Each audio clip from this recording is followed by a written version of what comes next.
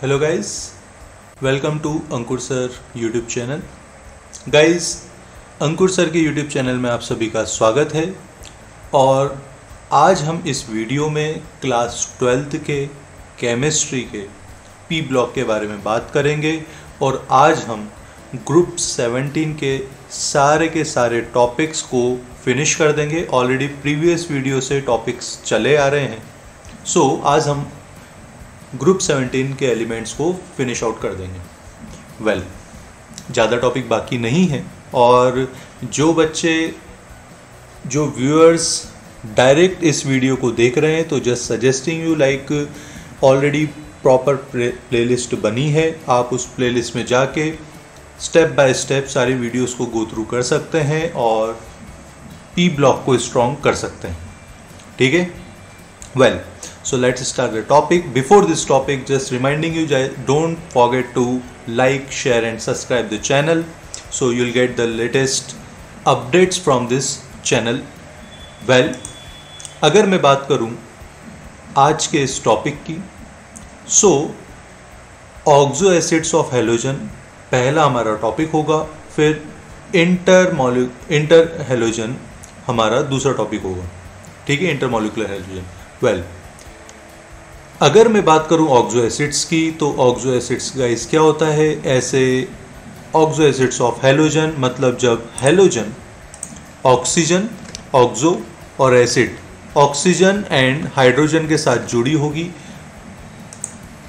ठीक है, तो उन्हें बोलेंगे ऑक्सो एसिड्स। और क्या जुड़ी होगी? हेलोजन।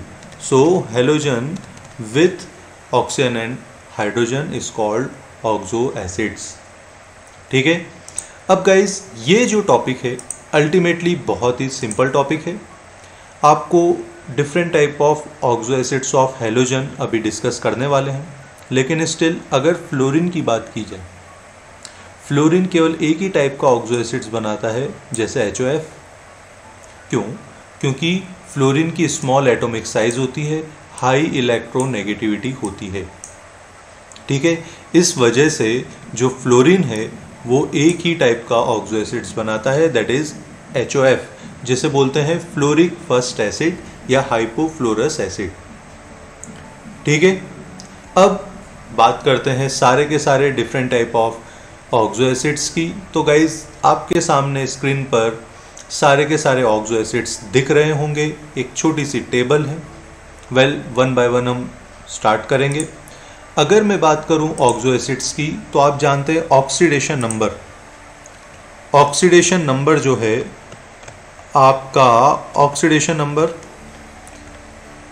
या तो हेलोजन का ऑक्सीडेशन नंबर +1 होता है, ठीक है, या हेलोजन का ऑक्सीडेशन नंबर +3 होता है, या हेलोजन का ऑक्सीडेशन नंबर +5 होता है, या हेलोजन का ऑक्सीडेशन नंबर +7 होता है। -1 की बात नहीं कर रहे, हम ऑक्सो एसिड्स की बात कर रहे हैं। ठीक है? तो ये हेलोजन के अलग अलग ऑक्सीडेशन नंबर होते हैं। अगर आपका ऑक्सीडेशन नंबर 1 है तो हेलिक फर्स्ट एसिड कहलाएगा। अगर थर्ड या +3 ऑक्सीडेशन नंबर है तो हेलिक थर्ड एसिड कहलाएगा। +5 है, हेलिक फिफ्थ एसिड, और halic seventh acid. In short, halic bracket में ऑक्सीडेशन नंबर, उसका एसिड कहलाएगा halic, chloric, fluoric, bromic, iodic. ठीक है? अब अगर हेलिक फर्स्ट एसिड है तो उसे हम बोलेंगे प्रॉपर ऑक्सो एसिड्स को हाइपोहेलस एसिड, हाइपोहेलस एसिड। ठीक है? हेलिक थर्ड एसिड को बोलेंगे हेलस एसिड, हेलिक फिफ्थ एसिड को बोलेंगे हेलिक एसिड, और हेलिक सेवन्थ एसिड को बोलेंगे पर हेलिक एसिड। मतलब हाइपोहेलस, हेलस, हेलिक, पर हेलिक। अगेन हाइपोहेलस, हेलस, हेलिक, पर हेलिक। ठीक है? तो गाइज, अलग अलग टाइप के हेलोजन ऑक्सो एसिड्स बनाते हैं। फर्स्ट ऑफ ऑल, अगर फ्लोरीन की बात करें तो देखिए यहाँ पे फ्लोरीन केवल +1 का ही बनाता है, हाइपोफ्लोरस एसिड। क्लोरीन की बात करें तो क्लोरीन सारे टाइप के आपके ऑक्सो एसिड्स बनाते हैं। ब्रोमीन आयोडीन की बात करें तो ब्रोमीन और आयोडीन आपका +3 टाइप का जो हेलस एसिड है वो नहीं बनाता, बाकी हाइपोहेलस, हेलिक, परहेलिक तीनों के तीनों ऑक्सो एसिड बनाता। बहुत ही सिंपल है, फॉर्मूला तो याद हो ही जाएगा, HOCl, HOCl2, HOCl3, HOCl4, that's it. ठीक है, HOCl, HClO2, HClO3, HClO4, इस टाइप से डिफरेंट टाइप ऑफ आपके ऑक्सो एसिड्स के फॉर्मूले आप याद कर सकते हैं, राइट। ओके, सो ये तो बात हुई ऑक्सो एसिड्स ऑफ हैलोजन। अब अगर दूसरी तरीके से आपको याद रखना है इस पर्टिकुलर टॉपिक को, तो वेल अगेन रिपीटिंग, जो फ्लोरीन है केवल +1 में ही बनाएगा, आपके जो क्लोरीन है वो सभी टाइप में बनाएगा, आपके जो ब्रोमीन है वो आपका ब्रोमीन, वेल ब्रोमीन आपका +1 में बनाएगा ऑक्सो एसिड, आपका +3 में नहीं बनाएगा, +5 में बनाएगा, देन +7 में बनाएगा। एज वेल एज अगर आयोडीन की बात करी जाए तो आयोडीन भी जो है +1 में बनाएगा, +3 में नहीं बनाएगा, +5 में बनाएगा, +7 में बनाएगा। ठीक है, तो इस टाइप से सिंपल ऑक्सो एसिड जो हैं उसके बेसिस पे हम different type of oxo acids of halogen याद कर सकते हैं। So again, hypohalous, हेलस, हेलिक, परहेलिक acid. ठीक है, ओके। इनके स्ट्रक्चर की बात करें तो गाइस क्लोरीन के ऑक्सो एसिड्स के स्ट्रक्चर दे रखें, कैसे दे रखें, हाइपोहेलस HOCl, सिंपल होता है। अब एक एक ऑक्सीजन को HOCl, मतलब क्लोरीन हाइड्रोजन से डायरेक्ट नहीं जुड़ता, एक एक ऑक्सीजन को आप अब क्लोरीन के बाद में एडिशनली ऐड करते जाइए।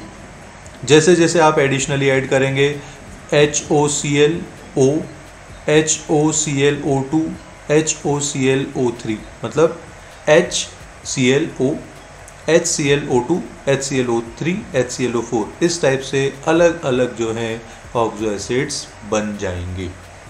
सिंपल, ठीक है। और उसके बाद अब बात करते हैं इंटर हैलोजन कंपाउंड्स की। गाइस, इंटर हैलोजन कंपाउंड क्या होता है, हैलोजन जो है विथ हैलोजन के साथ ही रिएक्शन करता है, बट वो हैलोजन अदर हैलोजन होती है। तो होता क्या है, एक हैलोजन के साथ, लेट्स से एक हैलोजन के साथ कोई X मैंने ले लिया और उसके साथ में छोटे छोटे हैलोजन या तो 1 बार, 3 बार, 5 बार, 7 बार, depends on their oxidation state, उस टाइप से ऐड होते रहते हैं। मतलब आपका XX-, ठीक है। तो इंटर हैलोजन का फॉर्मूला क्या हो गया, XX- या XX-3, 5 या 7, जहाँ पर पहला वाला जो X है वो तो बड़ा होगा और जो छोटे वाले रहेंगे वो मल्टीपल टाइम जुड़े रहेंगे, आइदर 1 टाइम्स या 3 टाइम्स या आपका 5 टाइम्स, 7 टाइम ऑक्सीडेशन स्टेट होती है ना, तो इस टाइप से सारे के सारे जुड़े रहेंगे। ठीक है, अच्छा, अब क्या करना है आपको, ये तो याद हो गया, लेकिन हर टाइप के हैलोजन हर किसी से मल्टीपल टाइम्स नहीं जुड़ते। पहले तो केवल अगर 1 बाय 1 चलते हैं। अगर फ्लोरीन की बात करें तो फ्लोरीन क्लोरीन के साथ जुड़ता है। अगर फ्लोरीन कम होता है तो ClF बनता है, अगर फ्लोरीन ज़्यादा होता है तो ClF3 बनता है। अगर फ्लोरीन ब्रोमीन के साथ जुड़े तो डाइल्यूट विथ वाटर में BrF3 बनता है, अगर फ्लोरीन ब्रोमीन के साथ एक्सेस में जुड़े तो BrF5 बनता है। ठीक है, अच्छा, अगर क्लोरीन की बात करें जाए तो क्लोरीन अगर इक्विमोलर में जुड़े हैं तो ICl बनता है, और अगर क्लोरीन एक्सेस में जुड़ा हुआ है तो ICl3 बनता है। तो गाइस, ये जस्ट सिंपल है कि कौन कौन से आपके इंटर हैलोजन बन रहे हैं। एक बार इस टेबल को देखिए, you will get better idea. Like 1 में कौन कौन से कॉम्बिनेशन होते हैं, फ्लोरीन के साथ तीनों कॉम्बिनेशन होते हैं, फ्लोरीन में 3, क्लोरीन में 2, ब्रोमीन में 1, मतलब सारे पॉसिबल कॉम्बिनेशन XX- में होते हैं जब 1 होता है तो। ठीक है, फ्लोरीन तीनों के साथ जुड़ेगा, क्लोरीन दोनों बड़ों के साथ जुड़ेगा, और ब्रोमीन से बड़ा एक ही होता है आयोडीन, तो उसके साथ भी जुड़ जाएगा। अब अगर X-3 की बात आती है तो फ्लोरीन तीनों के साथ जुड़ेगा, ठीक है, और केवल क्लोरीन आयोडीन के साथ जुड़ेगा। अब आप सोचते होंगे कि सर IBr3 क्यों नहीं बन रहा। वेल, अगर मैं IBr3 की बात करूं तो IBr3 भी तो बन सकता है ना, तो वो क्यों नहीं बनता। तो भाई ऐसी बात है कि आयोडीन का ऑलरेडी इलेक्ट्रोनेगेटिविटी जो होती है वो कम होती है और एटॉमिक साइज बड़ा होता है, मतलब न्यूक्लियस से आउटर मोस्ट इलेक्ट्रॉन दूर होता है। अब कैसे एक आयोडीन 3 ब्रोमीन, जो कि ब्रोमीन खुद बड़ा होता है, उसके 3 इलेक्ट्रॉन को पकड़े रखेगा। दैट इज नॉट पॉसिबल, ठीक है। सो यहाँ पर आपको ध्यान रखना है कि इस टाइप से आपको सिंपली यहाँ पर X3 कौन से बनाने हैं, डायरेक्ट याद रखने हैं ये वाले। अच्छा, X5 ये आयोडीन, ब्रोमीन, क्लोरीन तीनों बनाते हैं। केवल फ्लोरीन की का मतलब जितने मल्टीपल होते जाएंगे ना तो बड़े वाले एटम हटते जाएंगे। अब जैसे X7 है वो केवल आयोडीन ही बनाता है, क्योंकि आयोडीन ही +7 में इतना इजीली जा पाता है, ठीक है। X5 सब बनाते हैं, X1 सब बनाते हैं। समझ आ रही बात। X7 1, 5 और 7 सारे पॉसिबल बनाते हैं। फ्लोरीन के साथ फ्लोरीन केवल 5 और 7 बनाता है, दैट इज नंबर 1, और सारे पॉसिबल बनाता है। मतलब आयोडीन के साथ बनाता है 7 एक ही बनाएगा, पर पॉसिबल है जिसका स्ट्रक्चर जो होता है पेंटागोनल बाइपिरामिडल होता है। 7 हो गए ना, ये इंपॉर्टेंट आप ध्यान रखना। ये जो पर्टिकुलर इंटर हेलोजन है ये इंपॉर्टेंट है ज़रूरत से ज़्यादा। वेल, आपको शेप तो ऐसे सारे रखने हैं, पर ये ज़्यादा इंपॉर्टेंट शेप है। इवन दो कंपटीशन एग्जाम्स में भी आ जाता है वाला शेप। वेल, अगर X5 की बात करें तो फ्लोरीन तीनों के साथ जुड़ेगा, आयोडीन, ब्रोमीन, क्लोरीन के साथ। अगर X1 की बात करें तो सारे पॉसिबल केस बनेंगे, और X3 में थोड़ा चूजी हो जाएगा, लाइक फ्लोरीन तीनों के साथ जुड़ेगा लेकिन क्लोरीन केवल आयोडीन के साथ जुड़ेगा, ब्रोमीन नहीं बनता उसमें, ठीक है। तो पहले में कितने बन रहे हैं टोटल आपके 6, सेकंड में बन रहे हैं आपके 4, थर्ड में बन रहे हैं आपके 3 और 7 में बन रहे हैं आपके 1, ठीक है। तो guys this is all about inter halogen. अब थोड़ी सी बेसिक बात करते हैं यहाँ पे, जो थ्योरेटिकली पॉइंट्स दे रखे हैं। ये सारे के सारे मॉलिक्यूल फर्स्ट ऑफ ऑल जो होते हैं कोवेलेंट मॉलिक्यूल बनते हैं, और सारे के सारे डाईमैग्नेटिक इन नेचर होते हैं।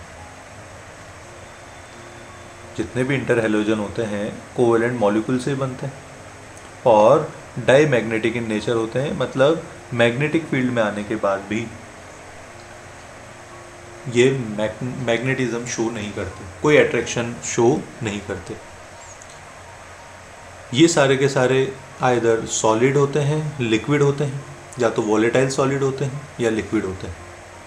बट केवल और केवल ClF जो होती है वो गैस होती है, ठीक है।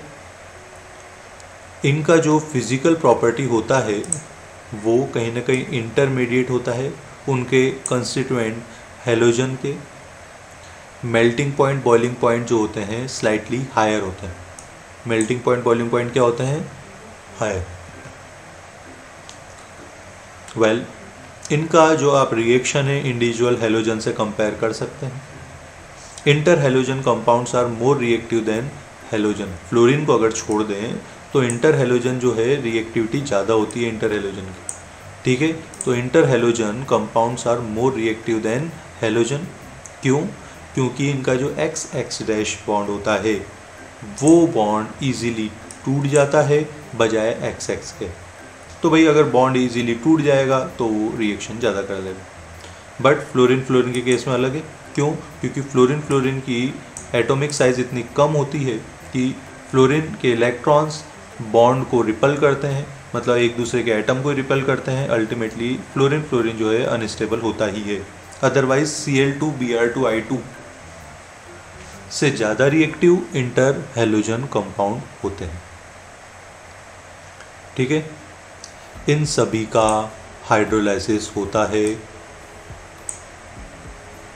और यहाँ पर स्मॉलर हाइड्रोजन जो है बनता है। हैलाइड आयन जो है स्मॉलर, ऑब्वियसली स्मॉलर हेलोजन से बनेगा, हाइपोहेलाइट बनता है, हेलाइट, ठीक है, हेलाइट बनता है, हेलाइट बनता है, पर हेलाइट बनता है। तो गाइज इससे बनने वाले आयंस आप इजीली याद रख सकते हैं।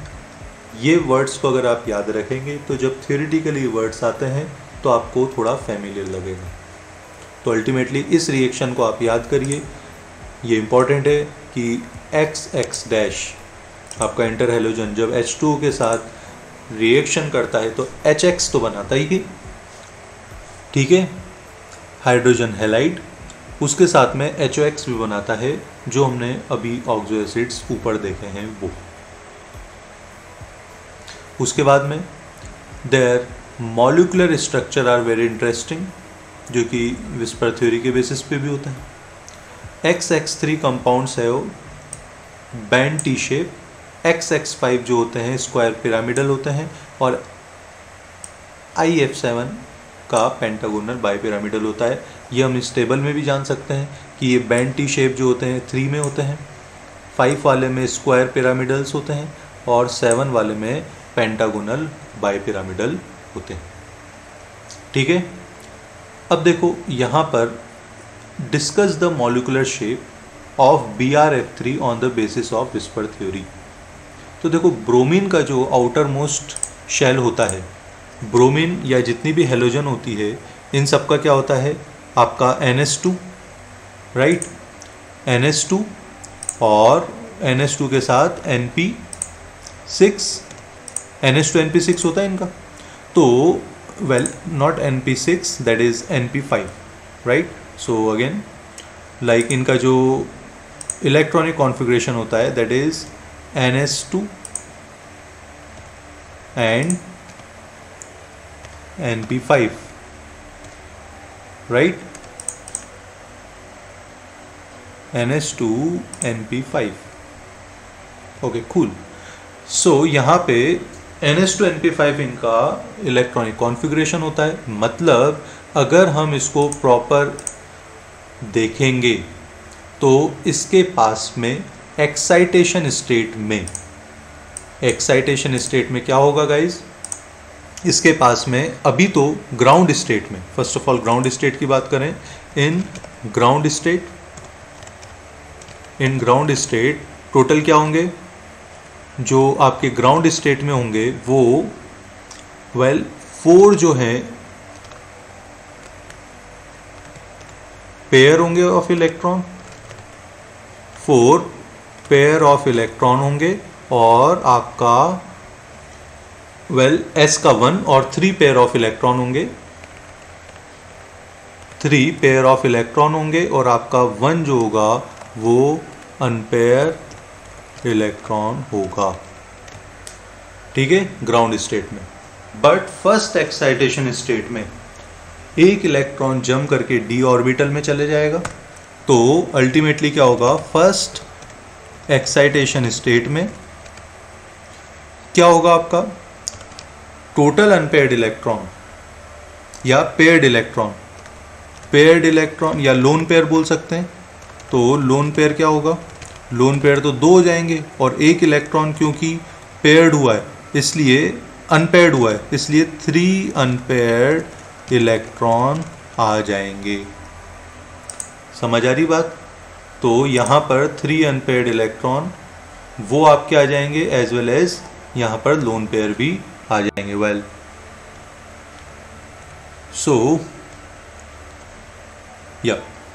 सो यहाँ पर ये बात हुई। अब देखिए ब्रोमीन BrF3 की बात चल रही है, तो ब्रोमीन BrF3 में 3 तो अनपेयर्ड इलेक्ट्रॉन होंगे और 2 लोन पेयर होंगे, नंबर 1। दूसरा, ये फ्लोरीन तीनों 120 डिग्री पे भी हो सकते हैं क्योंकि 3 है ना।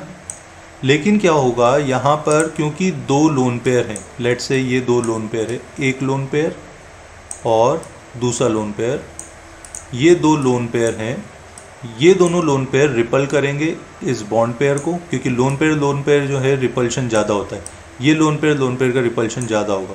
अल्टीमेटली इनका जो शेप है ये एक ऐसा, दूसरा ऐसा और तीसरा ऐसा हो जाएगा, ठीक है। और ऊपर जो है 2 लोन पेयर आ जाएंगे, that is like this and like this. These are 2 lone pairs. ठीक है, तो गाइज इस हिसाब से इसका जो शेप हो जाएगा वो टी शेप हो जाएगा. It's a simple like valence bond theory में लोन पेयर रिपल्शन सबसे ज़्यादा होता है, उससे कम लोन पेयर बॉन्ड पेयर होता है और सबसे कम बॉन्ड पेयर होता है. ये आप क्लास 11 के केमिकल बॉन्डिंग के विस्पर थ्योरी में पढ़ सकते हैं. ओके, नाउ यूजेस की बात की जाए तो this compounds can be used as non aqueous solvents. Non aqueous solvents के तौर पर यूज़ किए जाते हैं. Inter halogen compounds are very useful. Fluorinating agents होते हैं, जैसे ClF3 and BrF3 are used to produce UF6 in the enrichment of uranium-235. So guys, this is just a simple reaction, you can go through this. And again यहाँ पे एक question आ गया, why is ICl is more reactive than I2? We know that कि I2 का bond strength ज़्यादा होता है और ICl का बॉन्ड स्ट्रेंथ कम होता है, जो कि हमने यहाँ पे डिस्कस भी करा है. ठीक है, सो उस हिसाब से यहाँ पे क्वेश्चन के आंसर आ सकते हैं. तो guys this is all about this interhalogen and oxo compounds of oxo acids of halogens. ठीक है, तो आगे हम बात करेंगे ग्रुप 18 के बारे में. ग्रुप 18 में जहाँ पर Gill get idea noble gas भी क्या रिएक्शन कर सकती है, अगर कर सकती है तो किस लिमिट तक कर सकती है और कौन कौन से कंपाउंड बनाती. अभी तक आपका ग्रुप 17 तक सारा कंप्लीट हो चुका है. अच्छे से पढ़िए, नोट्स बना के पढ़िए. आप देखते होंगे वीडियो के टाइम पे साइड में मैं बहुत इंपॉर्टेंट पॉइंट्स लिखता हूँ. इस टाइप से आप पढ़ते पढ़ते इंपॉर्टेंट पॉइंट्स लिख सकते हैं. तो guys till then all the best, take care, do your great work and thank you. And yes, don't forget to like, share and subscribe the channel, as well as जो भी needy person हो just share to them so they will get this easy and free stuff और अपना वो class के जो marks हैं, career के मार्क्स हैं, उनमें हेल्प मिले. सो इसी के साथ आज का वीडियो यहीं ख़त्म करते हैं. मिलते हैं नेक्स्ट वीडियो में. Thank you.